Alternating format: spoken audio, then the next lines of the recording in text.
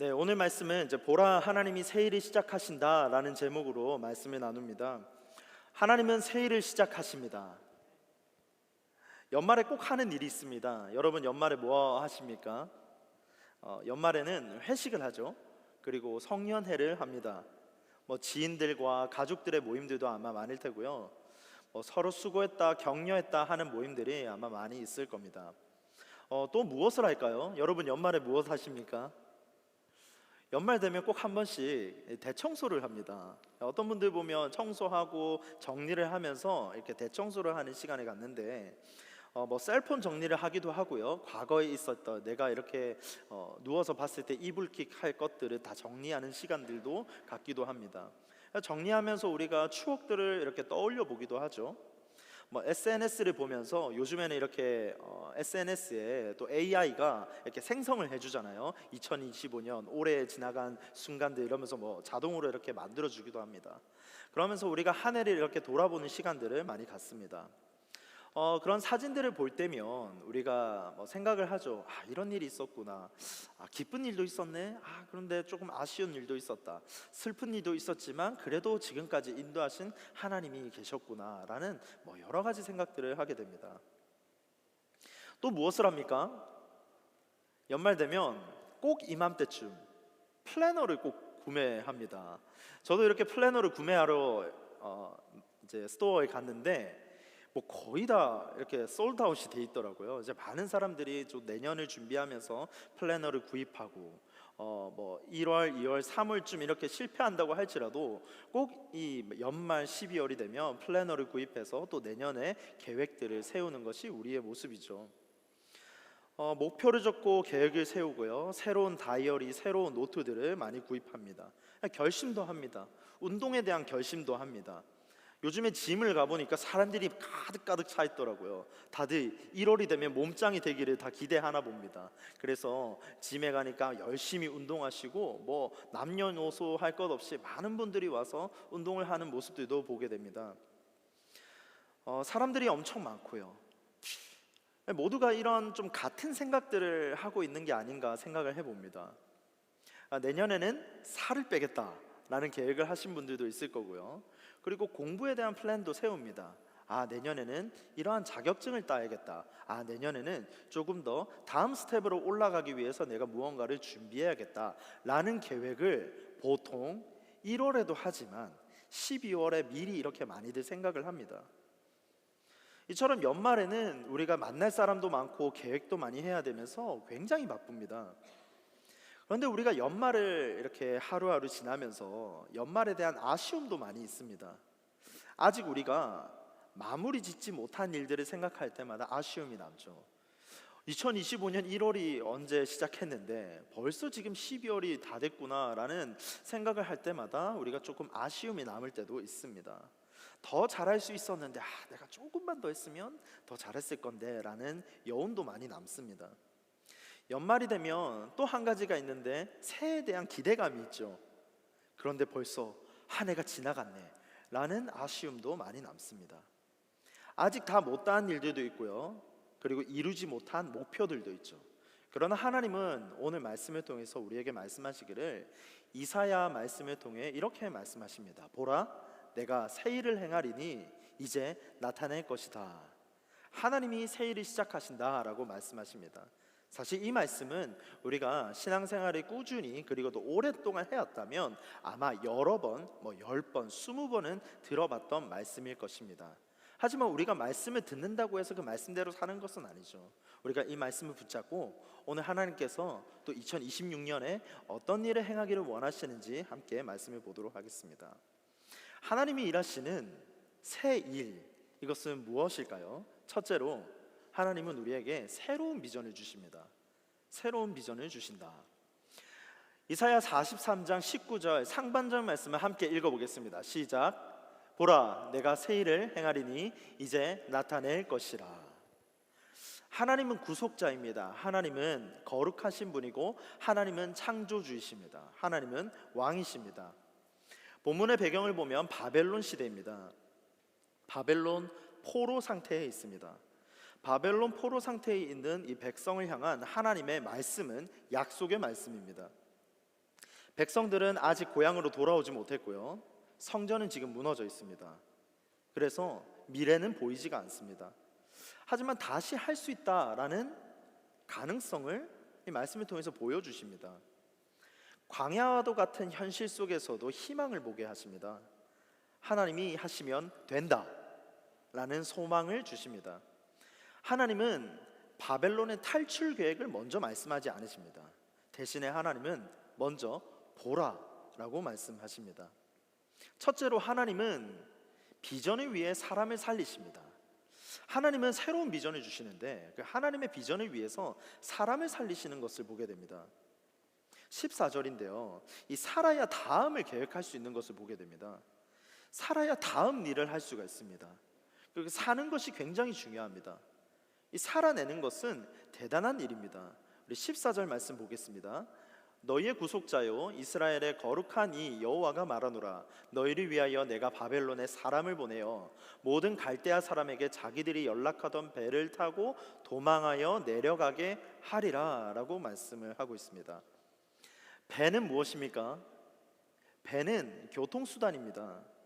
당시 이 배경을 봤을 때 이 바벨론의 지역에서는 유프라테스 강을 기반으로 해서 배라는 교통수단을 이용을 했습니다. 이 배라는 것은 무역의 중심지고 경제의 중심지고 그리고 문명의 중심지였다라는 것을 당시에 말해주고 있는 것이죠. 그들이 탔던 이 배라는 것은 어떠하 보면 무역, 경제, 문명의 중심지이면서도 동시에 그들이 의지하는 수단이라는 겁니다.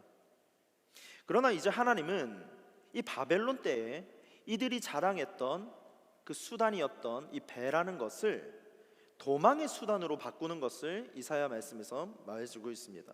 다시 말해서 그들이 그렇게 떵떵거리면서 자신감 있게 자만감에 가득 찼던 바벨론은 반드시 힘이 약해질 것이고 몰락할 것이다 라고 말씀을 하는 거죠.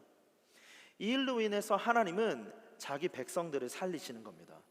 영원할 것 같았던 바벨론이 무너지고 영원할 것 같았던 로마의 통치가 무너지고 영원한 하나님의 나라만 남길 것이다 라는 것을 이사야 말씀을 통해서 말씀하고 계시는 겁니다. 현실의 막막함 속에서도 하나님의 백성들에게 살 길을 알려주시는 분이 우리 하나님이십니다. 어려움 가운데서도 길이 막혀 있는 것 같은 상황 가운데서도 하나님은 생명을 건지십니다. 죽지 않게 하시고요, 살려내시고 살아내게 하십니다. 우리가 살아가면서 여유가 있으면 얼마나 좋겠습니까? 돈이 우리가 100불 있는 것보다 1000불 있는 게 좋고 1000불보다 10,000불 있는 게 좋지 않습니까? 사람이라는 것은 여유가 있으면 참 좋습니다. 그런데 우리 하나님을 보면 항상 이렇게 좀 퀘스천을 달게 할 때가 있습니다. 하나님은 항상 우리의 숨이 이렇게 턱 밑까지 차오를 때까지 이렇게 기다리고 계시는 것 같다라는 것을 지울 수가 없습니다. 딱 이렇게 필요한 만큼만 채우시더라고요. 조금만 더 주시면 좋겠는데 라는 생각을 하지만 중요한 것은 사람의 목숨이 정말 질기다라는 것을 그 상황 가운데서 깨닫게 되고요, 하나님께서는 우리를 결코 내버려 두지 않으시며 결코 죽지 않게 하신다라는 겁니다. 하나님이 내버려 두지 않으십니다. 살리시고요, 죽을 것 같은데 살리시는 것이 우리 하나님입니다. 그래서 우선은 우리가 사는 게 중요합니다. 살아내는 게 중요하고 살아내는 것이 은혜입니다. 그리고 살아야지 그 다음 생각하는 겁니다. 하나님은 자기 백성을 살리십니다. 시편 68편 6절에 보니까요, 하나님이 고독한 자들은 가족과 함께 살게 하시며 갇힌 자들은 이끌어내사 형통하게 하시느니라 라고 말씀합니다. 또한 하나님은 마른 뼈도 살리시는 분입니다. 에스겔 37장 5절에 보니까 주 여호와께서 이 뼈들에게 이같이 말씀하시기를 내가 생기를 너희에게 들어가게 하리니 너희가 살아나리라. 하나님이 살리시는데 무엇으로 살리시냐면 말씀으로 살리신다라는 겁니다. 그래서 우리 안에는 말씀이 있어야지 우리는 살 수가 있습니다. 또한 하나님은 죽은 자 가운데서 살리시는 분이시죠.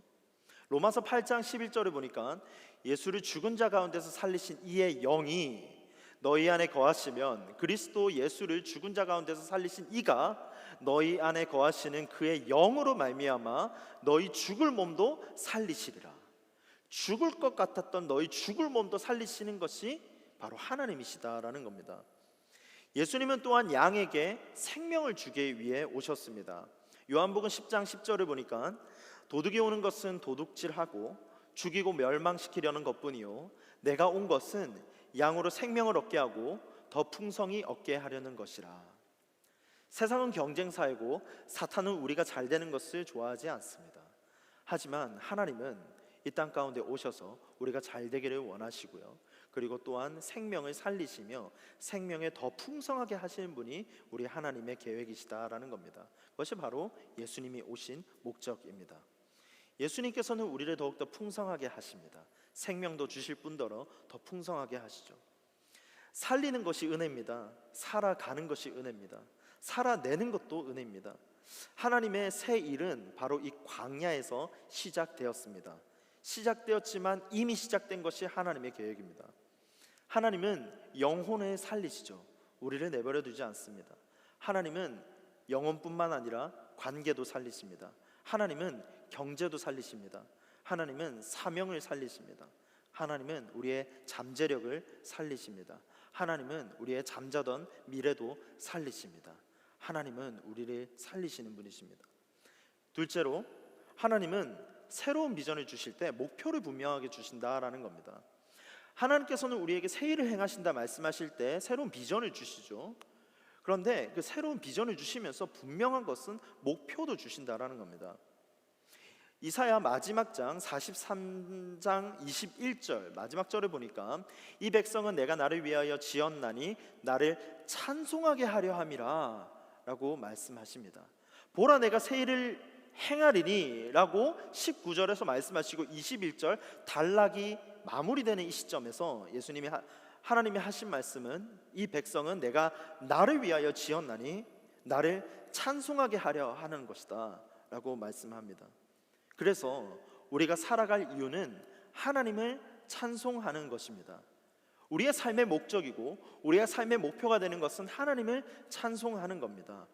베드로전서 2장 9절에서는 이렇게 말합니다. 그러나 너희는 택하신 족속이요 우리를 택하셨습니다. 그런데 족속으로 택하셨고요, 왕같은 제사장들이요 거룩한 나라요 그의 소유가 된 백성이니 이는 너희를 어두운 데서 불러내어 그의 기이한 빛에 들어가게 하신 이의 아름다운 덕을 선포하게 하려 하심이라.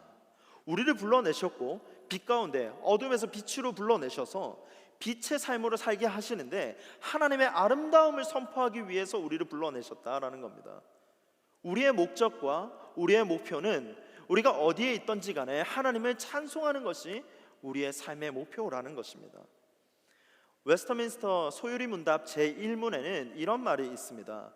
사람의 제일 되는 목적은 하나님을 영화롭게 하는 것과 영원토록 그를 즐거워하는 것이다. 우리의 제일 되는 목적은 하나님을 영화롭게 하고 하나님을 찬송하고 하나님을 영원토록 즐겁게 하는 것이 우리 인간 나 자신의 존재 목적이며 목표라는 겁니다. 목표가 있어야 앞으로 갈 수 있습니다. 목표는 에너지를 줍니다. 사람은 목표가 있을 때 오늘을 견딥니다. 포기하지 않습니다. 손해를 감수할 수 있습니다. 반면에 목표가 없으면 방향을 잃습니다. 제자리 걸음을 합니다. 애를 쓰고 노력하는데 남는 게 없습니다. 소모되기가 쉽고요, 목표가 없으면 에너지가 지속되지가 않습니다. 결국 지치고 냉소적이게 되고 무기력하게 하는 것입니다. 광야에서 방황할 때 제일 힘든 게 뭐냐면 목표가 없기 때문입니다. 어디로 가야 될지 모르기 때문입니다. 그런데 하나님이 말씀하시죠. 광야에 길을 내신다. 길이 보이니까 갈 목표가 생기는 겁니다. 우리는 목표가 있어야지 에너지가 생기는 겁니다. 목표가 있으면 어려운 가운데서도 인내할 수 있습니다. 우리 삶의 목표는 하나님을 찬양하는 것입니다. 언제 어디서든 하나님을 어떻게 찬양할 수 있을까? 나는 어떻게 하나님을 찬양할 수 있는 존재가 될까? 라는 것에 대한 목표의식이 있어야 된다라는 겁니다. 우리는 삶을 다 다양한 방식으로 살아가기 때문에 하나님께서 우리에게 주신 기프트도 다르고 우리가 살아가는 환경들도 다릅니다. 여러분이 가진 환경과 직업들도 다 다르고 공부했던 환경들과 여러분의 배경은 다 다릅니다. 하지만 중요한 공통된 목적은 내가 있는 자리 가운데서 하나님을 어떻게 찬송하며 살아가는 것인가, 나는 어떻게 하나님을 찬양하며 살아갈 것인가 라는 것에 대한 목표의식이 있어야 된다는 겁니다. 여기 보시면 우리가 디자이너로 일하시는 분들도 계시고, 그리고 법조계에서 일하시는 분들도 계시고, 비즈니스를 하시는 분들도 있고, 미래를 준비하면서 공부하시는 분들도 있고, 방송계에 있는 분들도 있고, 아주 다양한 분야에 많은 분들이 계십니다. 그러나 중요한 것은 하나님은 우리를 그 자리 가운데서 하나님의 찬송이 되고 영원토록 하나님의 영광이 되기를 우리를 통해서 원하신다라는 겁니다. 삶의 목표는 하나님을 찬양하는 겁니다. 내가 있는 자리에서 하나님을 찬양하는 존재가 되어야 합니다. 어떻게 하나님을 더욱 찬양하고 하나님께 영광을 돌릴 수 있을까라는 것에 대한 목표를 한번 세워보시길 바랍니다. 둘째로, 막힌 인생의 길을 내십니다. 한번 읽어보겠습니다. 시작. 막힌 인생의 길을 내십니다. 우리 하나님은 새 일을 행하시는데 막힌 인생의 길을 내시는 분입니다. 이사야 43장 16절을 보겠습니다. 나 여호와가 이같이 말하노라. 바다 가운데 길을, 큰 물 가운데 지름길을 내고. 하나님은 길을 내시는 분입니다. 길이 있어야 지나갈 수 있습니다. 길이 있어야지 막히지가 않습니다. 자동차는 도로가 필요하죠. 비행기는 활주로가 필요합니다. 작은 물은 작은 길이 필요합니다. 하지만 큰 물은 큰 길이 필요합니다. 성경은 말합니다. 큰 물 가운데 지름길을 내고. 큰 물은 큰 길이 필요한데 하나님 말씀하시기를 큰 물 가운데 지름길을 내신다 말씀하십니다. 하나님은 우리의 길도 내시는데 지름길도 내시는 분이십니다. 하나님의 길이 가장 빠른 길입니다. 우리가 다른 길들을 생각하지만 하나님은 큰 길도 내시고 길을 뚫어서 지름길도 내시는 분이 우리 하나님이십니다. 그래서 하나님은 대로를 만드시는 분이시거든요. 이사야 35장 8절입니다. 거기에 대로가 있어. 거기에 대로가 있어. 그 길을 거룩한 길이라 일컫는 바 되리니 깨끗하지 못한 자는 지나가지 못하겠고 오직 구속함을 입은 자들을 위하여 있게 될 것이라. 우매한 행위는 그 길로 다니지 못할 것이며. 우리는 우매한 자가 아닙니다. 우리는 지혜로운 자입니다. 그래서 하나님의 길을 가는 것입니다. 하나님의 길을 가는 자는 큰 대로로 가는 삶인 줄 믿습니다. 하나님은 길을 내시고 우리를 인도하시죠. 불가능한 상황도 뚫으시는 분이십니다. 밤에는 불기둥으로 인도하시고 길을 인도하십니다. 출애굽기 13장 21절입니다. 여호와께서 그들 앞에서 가시며 낮에는 구름 기둥으로 그들의 길을 인도하시고 밤에는 불기둥으로 그들에게 비추사 낮이나 밤이나 진행하게 하시니. 우리가 이 밤에 평안히 잘 수 있는 것도, 내일을 맞이하여서 새 아침을 맞이할 수 있는 것도 하나님께서 밤에서도 움직이시고 낮에서도 우리를 위해서 일하시는 하나님이 계시는 줄로 믿습니다. 하나님은 영혼을 살릴 뿐만 아니라 바른 길로 인도하시는 분이죠. 시편 23편 3절입니다. 내 영혼을 소생시키시고 자기 이름을 위하여 의의 길로 인도하시는도다. 우리의 영혼을 소생, 살리시죠. 자기 이름을 위하여 의의 길로 인도하시는 분이다. 하나님의 길은 바른 길입니다. 잘못된 길 가면 시간 낭비합니다. 에너지도 씁니다. 돈도 씁니다. 그리고 세월을 허송세월 보내게 됩니다. 잘못된 길로 가면 해롭습니다. 인생은 짧습니다. 시간을 아껴야 합니다. 그러려면 바른 길로 가야 됩니다. 하나님이 바른 길이 되어 주십니다. 하나님이 목자 되셔서 그 길을 인도하신다라고 말씀하셨죠. 하나님이 목자 되어서 그분의 인도하심을 받는 삶이 바로 바른 인생을 사는 사람입니다. 따라서 우리는 하나님을 신뢰해야 합니다. 하나님을 붙잡고 하나님의 말씀을 붙잡고, 우리가 느린 것 같지만 하나님이 큰 길도 내시고 지름길도 내시고 바른 길로 인도하시는 분이다라는 믿음의 확신을 갖고 우리는 출발해야 할 것입니다. 우리가 생각한 길을 의지하면 안 되죠. 잠언 3장 5절은 이렇게 말합니다.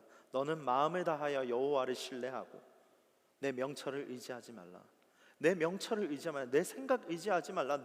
너의 생각과 너의 방법들을 의지하지 말고 너는 마음을 다하여, 생각이 아니라 마음과 감정과 지정의를 사용해서 여호와를 신뢰하고 따라가라 라는 겁니다. 신뢰에 있어서는 100% 확신으로 움직이는 것은 없습니다. 이게 맞을까라는 생각 가운데서 그냥 의지하고 가는 것이 신뢰입니다. 요한복음 14장 6절은 말하죠.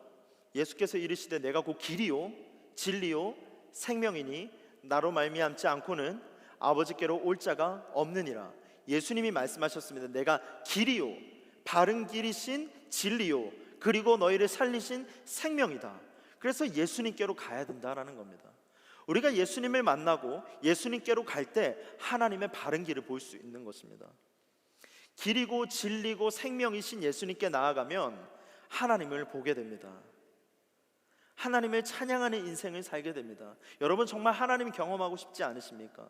여러분 정말 기도 가운데 하나님의 응답을 경험하고 싶지 않으십니까? 여러분의 길 가운데서 정말 막힘이 없고 뚫림을 원하지 않습니까? 그러기 위해서 하나님을 경험해야 되는데 그 경험을 위해서는 우리가 예수님을 봐야 된다는 겁니다.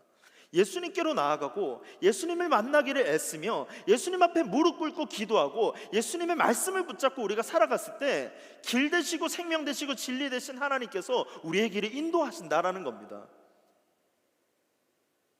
보는 것이 매우 중요합니다. 오늘 말씀에서 말했죠. 보라 새 일을 행하리니, 보라 말씀하십니다. 일을 행하시기 전에 보라 말씀하시거든요.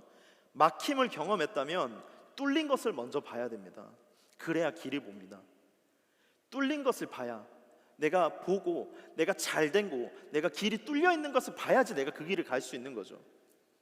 그렇다면 우리가 새 일을 시작하기 위해서 우리는 무엇을 해야 할까? 방금 말씀드렸듯이 먼저 봐야 합니다. 먼저 봐야 됩니다. 먼저 본다라는 것은 하나님을 경험한다라는 것이죠. 하나님의 일하심을 봐야 합니다. 하나님은 이 바벨론에서 나오기 전에 먼저 보라 말씀하시거든요. 하나님은 먼저 보라 말씀하시지 먼저 가라 말씀하시지 않았습니다. 홍해를 건너기 직전에도 하나님의 구원을 보라 말씀하십니다.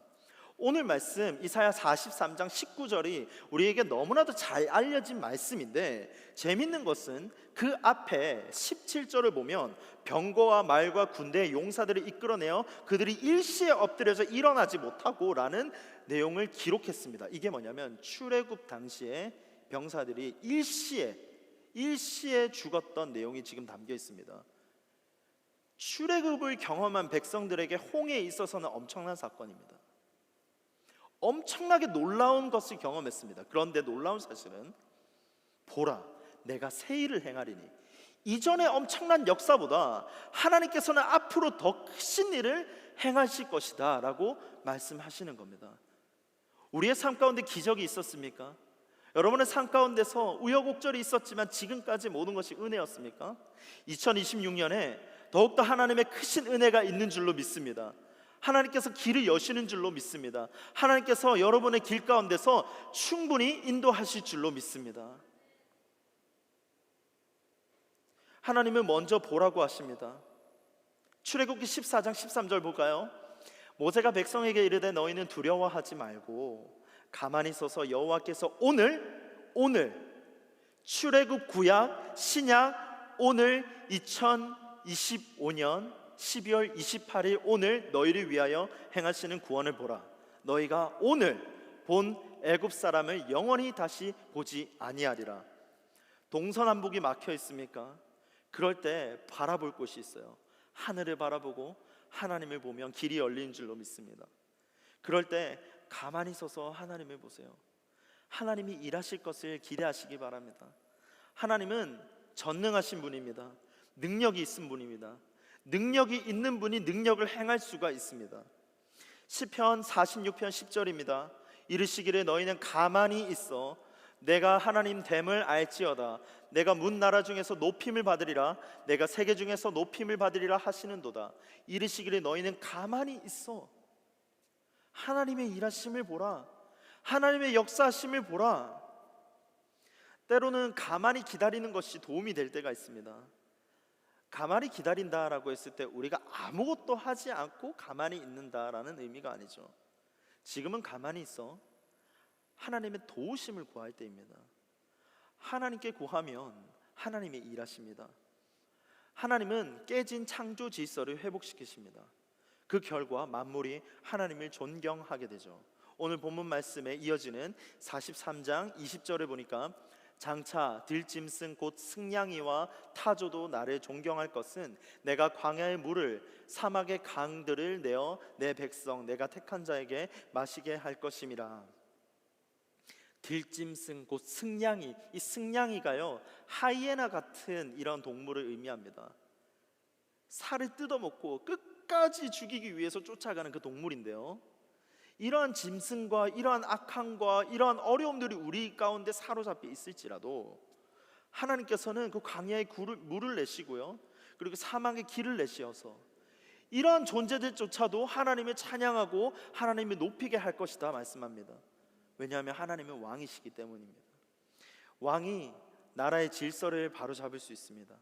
하나님이 질서를 바로잡으십니다. 하나님은 창조주십니다. 창조주만이 온 세계를 질서를 바로잡을 수 있죠. 창조주만이 우리를 회복시킬 수 있습니다. 성경의 마지막인 요한계시록도 우리에게 보라 말씀합니다. 요한계시록 21장 5절에 보니까 보좌에 앉으신 이가 이르시되 보라 내가 만물을 새롭게 하노라 하시고, 또 이르시되 이 말은 신실하고 참되니 기록하라 하시고, 기록된 말씀 가운데 우리에게 말씀하신 것은 보라입니다. 하나님을 경험하라. 이 자리 가운데서 하나님의 일하심을 보라. 하나님을 경험하라. 그러하면 하나님의 놀라우심으로 말미암아 우리의 인생 가운데 길을 내시고 막힌 인생에 뚫림이 있는 줄로 믿습니다. 사랑하는 우리 청년 여러분, 보는 것이 매우 중요합니다. 보기 위해서는 우리가 과거의 마음을 묶으면 안 됩니다. 과거의 마음을 묶지 말아야 합니다. 우리는 과거에 있어서 매듭을 지어야 합니다. 끊고 다시 시작해야 됩니다. 매듭 짓지 못하면 새로운 일을 과감하게 시작하기가 어렵습니다. 출발하기가 어렵습니다. 어려운 관계가 있습니다. 실패한 프로젝트도 있습니다. 하지만 그것에 연연하지 맙시다.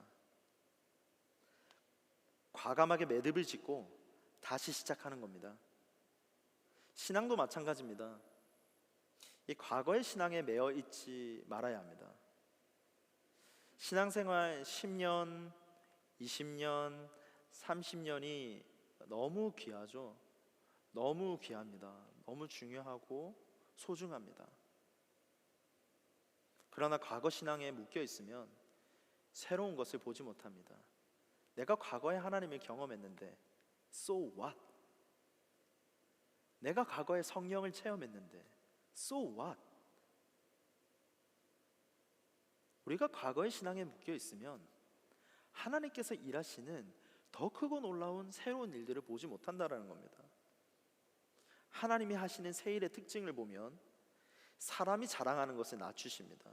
높은 자를 낮추시고 낮은 자를 들어 사용하십니다. 그래서 우리는 우리의 신앙에 있어서도 늘 겸손해야 한다라는 겁니다. 하나님은 이 과거의 승리를 절대화하지 않습니다.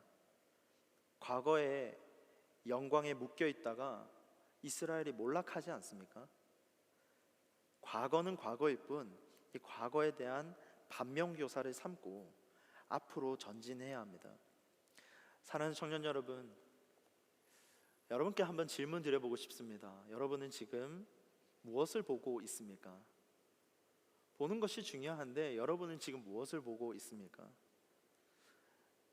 우리 사람은 되는 것을 봐야 됩니다. 안 되는 것을 보면 안 되는 것만 보입니다. 시선은 생각을 만듭니다. 생각은 해석을 만들죠. 해석은 삶의 방향을 결정하게 됩니다. 결국 무엇을 보느냐가 무엇이 되느냐를 결정짓게 됩니다. 현실은 여전히 바벨론입니다. 광야일 수도 있습니다. 상황은 여전히 안 됩니다. 환경도 막혀 있습니다. 바뀐 게 하나도 없습니다. 그런데 하나님은 우리에게 말씀하시죠. 시선을 바꾸라.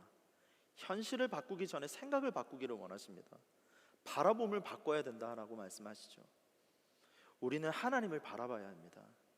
지금까지 우리가 근시안적인 시각 가운데서 나 자신을 바라봤다면 이제는 조금 더 넓은 시각으로 하나님을 바라보시기 바랍니다. 하나님을 바라보면 하나님이 일하실 줄로 믿습니다. 하나님을 바라보면 뚫리는 줄로 믿습니다. 성 어거스틴은 이런 말을 남깁니다. 나는 내가 사랑하는 것을 바라본다. 그리고 내가 바라보는 것이 곧 나를 만든다. 내가 사랑하는 것을 바라본다. 여러분이 사랑하는 것은 무엇입니까? 우리에게 가장 사랑이 담긴 것을 우리는 바라보게 되어 있습니다. 하나님을 사랑하는 자는 하나님을 바라봅니다. 여러분, 하나님 사랑하십니까? 여러분 정말 하나님 사랑하십니까? 하나님 바라보십니까? 여러분은 정말 하나님 사랑하십니까? 2025년을 마무리하는 시점입니다. 우리의 시선은 지금 정말 어디를 향하고 있습니까? 나를 바라보고 있습니까? 아니면 하나님을 바라보고 있습니까? 우리가 하나님을 바라보면 하나님이 나를 만드는 줄로 믿습니다. 막힌 인생의 길을 내시는 분이 우리 하나님이신 줄로 믿습니다. 하나님의 꿈은 무궁무진합니다. 새로운 꿈을 주십니다. 새로운 일을 행하십니다. 2026년에도 그 꿈을 우리 가운데 주실 줄로 믿습니다. 꿈을 꾸시고요, 도전하시기 바랍니다. 용기를 내시고 광야의 길을, 사막의 강을 내시는 하나님을 의지하시기 바랍니다. 비즈니스나 프로젝트를 고민하고 계십니까? 도전하시기 바랍니다. 뜻을 정하고 하나님을 믿고 의지하고 나아가시기를 바랍니다. 그리고 도우심을 구합시다. 그러면 하나님께서 길을 열어주실 줄로 믿습니다. 도전하세요. 광야의 길을 내십니다. 사막의 강을 내시는 우리 하나님을 의지하세요. 그리하여서 하나님을 영원히 그 자리 가운데서 찬양하는 주의 백성들 되기를 주님의 이름으로 축복합니다. 말씀을 정리하겠습니다. 찬송으로 새해를 맞이합시다. 여러분, 찬송으로 새해를 맞이합시다. 21절 이 단락의 마지막을 다 함께 읽어보겠습니다. 시작. 이 백성은 내가 나를 위하여 지었나니 나를 찬송하게 하려 함이니라. 보이는 현실이 아니라 하나님이 하시는 새 일을 바라봅시다. 찬송으로 새해를 맞이합시다. 안 되는 일 대신 하나님이 하시는 일을 바라봅시다. 우리의 계산으로는 수지가 맞지 않습니다. 대신 찬송으로 하나님이 하실 일을 기대하는 모든 주의 청년들 되기를 주님의 이름으로 축복합니다. 아까도 말씀드렸듯이 여러분 결단하시고 기도 제목을 적어주세요. 그리고 하나님께 맡기세요. 그리고 이 무거운 짐들, 이 기도의 짐들을 목회자인 저에게 맡겨주시기 바랍니다. 이렇게 맡기세요. 여러분 혼자 짊어지지 마시고 맡기시고 이것을 붙들고 기도하겠습니다. 하나님께서 여러분의 기도를 응답하실 것이고 2026년에 하나님께서 여러분의 새 일을 행하실 것을 믿습니다. 함께 기도하겠습니다.